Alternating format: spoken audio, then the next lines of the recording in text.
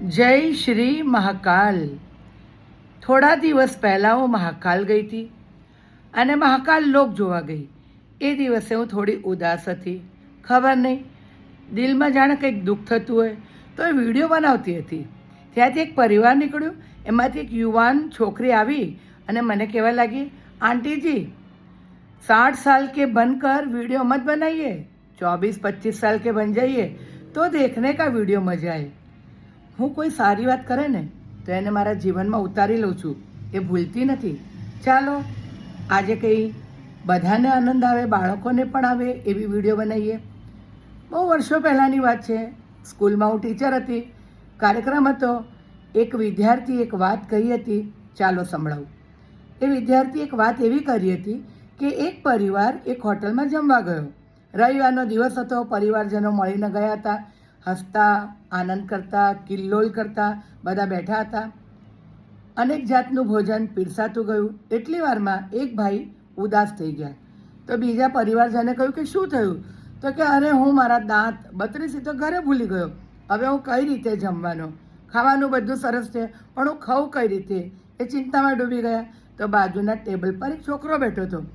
એને કહ્યું, અંકલ ચિંતા ના કરો, મારી પાસે બત્રીસી છે, લો આપું. એને થેલીમાંથી એક બત્રીસી આપી અને કહ્યું, લો આ પહેરો અને આનંદપૂર્વક જમો. તો એમને બત્રીસી ધોઈ અને પહેરવાનો પ્રયત્ન કર્યો, પણ એમના મોઢામાં બત્રીસી વ્યવસ્થિત ના આવી. કે જે આ મને નથી થતી. તો કે ચિંતા ના કરો, બીજી પણ મારી પાસે છે. બીજી પહેરવા પ્રયત્ન કર્યો, એ પણ મોઢામાં ફિટિંગ ના આવ્યું.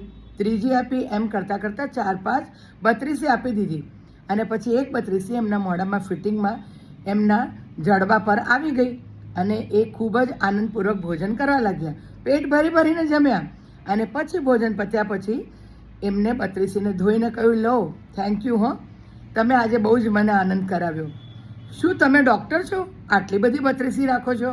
તો કે ના, હું ડૉક્ટર નથી, હું સ્મશાનમાં ઝાડુ વાળું છું. અને મળદા સાથે કોઈ પણ બત્રીસી આવી હોય અને મને મળે છે તો હું બધી ભેગી કરું છું. જો આ થેલી ભરીને, અને કોઈને જરૂર પડે છે તો હું ફ્રીમાં આપું છું. આ પણ પુણ્યનું કામ છે ને. ઉપરથી મને કેટલા આશીર્વાદ મળતા હશે.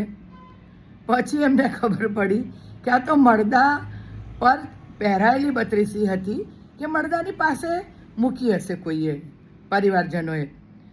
પછી તો એમને જે સાંભળ્યું ને, ઉલટીઓ થવા માંડી, ઉપરા ઉપરી ઉલટીઓ, કે જે અમે શું ખાધું? અરે મેં એક મળદાની બત્રીસી પહેરીને ભોજન કર્યું. એમને એવી મગજ ઉપર અસર થઈ તો કે ચિંતા ના કરો, હું ધોઈને લાવ્યો છું, આ તો પુણ્યનું કામ છે, તમે પેટ ભરીને જમ્યા. આમ જોવા જઈએ તો પેટ ભરીને જમ્યા હતા પણ બધું બહાર આવી ગયું. જીવનમાં પુણ્ય કરો. જે ભૂખ્યા હોય, અપંગ હોય, લાચાર હોય એમને ભોજન કરાવજો. તરસ્યા હોય એને પાણી પીવડાવજો. પક્ષીઓને દાણા ખવડાવજો. આ પણ પુણ્ય છે. કેવી લાગી? યુવાનોને તો આ વાત ગમી હશે. અને મેં પણ આજે 55-60 વર્ષ પછી પણ 25 વર્ષની બનીને તમને વાત કહી. મારી વાત તમને કેવી લાગી? મજા આવી ને? આનંદિત થયા ને? જય શ્રી મહાકાલ.